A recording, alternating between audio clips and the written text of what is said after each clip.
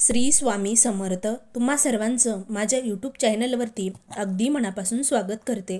तुमच्या मनातल्या सर्व इच्छा मनोकामना पूर्ण व्हावी हीच स्वामींच्या चरणी प्रार्थना करते आणि आजच्या व्हिडिओला सुरुवात करते। तर खरंच आजचा व्हिडिओ खूप महत्त्वाचा आहे। आपल्या जीवनातलं कोणतेही संकट असू द्या, एका मंत्राच्या जपाने ते तुमच्या आयुष्यातलं संकट नाहीसं होईल।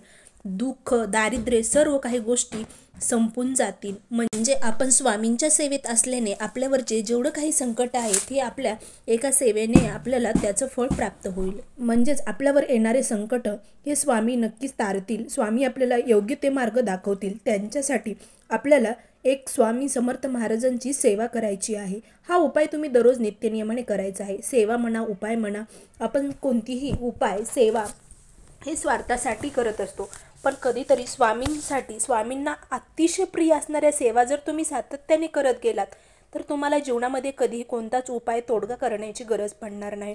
स्वामींना फक्त तुम्ही निस्वार्थपणाने आणि श्रद्धाभावनेने केलेली सेवाच अतिशय प्रिय आहे। तर आपल्याला जसं म्हणजे कोणतंही बंधन नाही। स्वामी सेवेत येणं काही फार मोठी अवघड गोष्ट नाही, पण स्वामी सेवेत टिकून राहणं खूप मोठी अवघड गोष्ट आहे। 2 दिवस स्वामी सेवेत आलात, 2 दिवस स्वामींची सेवा केली, लगेच तुम्हाला फळ मिळेल अशातला भाग नाही। स्वामींची सेवा करण्यासाठी आपल्याला स्वामींच्या सेवेची सातत्य सवय करणं खूप गरज आहे। सातत्यानं सेवा करावी, कोणत्याही जागेचं बंधन नाही किंवा कोणत्याही म्हणजे स्वामींना असे कोणतेही गोष्टीचा तुमच्याकडून म्हणजे अपेक्षा नाहीत। थोडक्यात म्हणजेच की तुम्ही असंच करायला हवं, तसंच करायला हवं, फक्त निस्वार्थ मनाने केलेलीच सेवा स्वामी स्वीकारतात आणि त्याचं फळ प्राप्ती आपल्याला देत असतात। त्यातील म्हणजे जागेचं बंधन नाही, तुम्ही कुठेही बसून ही सेवा करू शकतात। फक्त स्वामींचा फोटो आपल्या समोर असायला हवा। आता आपल्या घरामध्ये स्वामींचा फोटो असणं तर खूप महत्त्वाचं आहे। ज्या घरात स्वामींचा फोटो आहे तेथे साक्षात स्वामींचा वास आहे असं म्हणता येईल। तर आपल्याला स्वामींचा फोटो समोर ठेवायचा आहे, आसन टाकायचं आहे, एक जपाची माळ घ्यायची आहे आणि श्री स्वामी समर्थ या पवित्र मंत्राचा आपल्याला जप करायचा आहे। या सेवेला वेळेचं अजिबात म्हणजे बंधन नाही, तुम्ही कधीही सेवा करू शकतात। स्वामींचं नामस्मरण करायला कधीही वेळेचं बंधन नाही, जागेचं बंधन नाही। अगदी तुम्ही ऑफिसमध्ये असाल, नोकरीच्या ठिकाणी असाल किंवा तुम्ही एखाद्या अडचणीत असाल तर मनातल्या मनात सुद्धा तुम्ही नामस्मरण करू शकतात।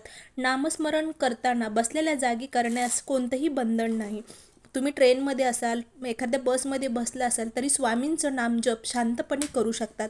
त्यासाठी घरी पूजा करायलाच पाहिजे असं अजिबात नाही, कारण भाव तिथे भक्ती स्वामी समर्थची तुमच्या अंतःकरणात वसती। कारण स्वामीबद्दल अतिशय प्रेमाचे भाव तुमच्या मनात असायला हवे, तरच त्या सेवेचे आपल्याला फळ मिळत असते, स्वामींची आशीर्वाद आपल्याला मिळत असतो।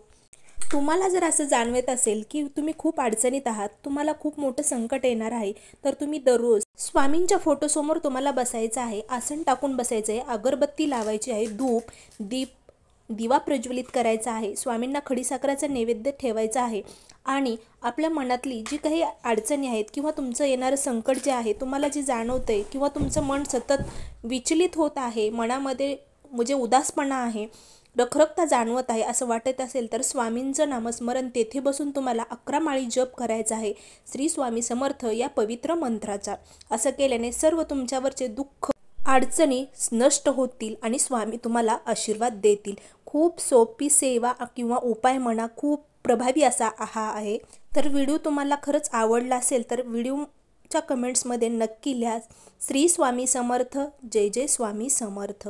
अवधूत चिंतन श्री गुरुदेव दत्त।